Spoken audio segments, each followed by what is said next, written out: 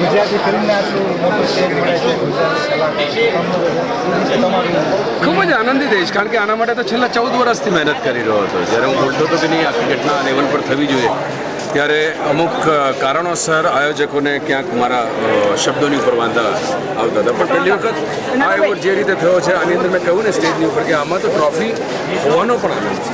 એટલા મોટા પાયાને એટલા સરસ અને એટલા પારદર્શકતાથી આ ઘટના થઈ છે. અને હું ઈચ્છું અને મારી શુભેચ્છા છે આખી ટીમને કે આવી ટ્રોફી વિતરણ કે આવા એવોર્ડ ફંક્શન્સ દર વર્ષે વર્ષોના વર્ષ ચાલ્યા કરે, તો ગુજરાતની અંદરની કળાને બહાર નીકળવા માટે પ્લેટફોર્મ મળે.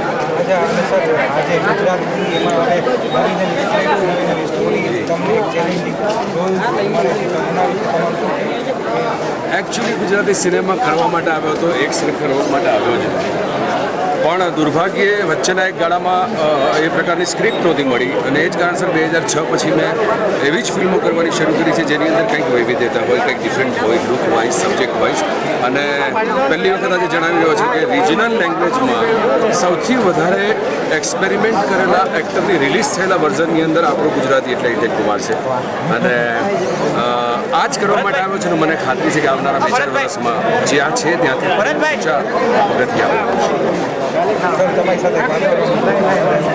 Thank you very much. Thank you. All the best. God bless.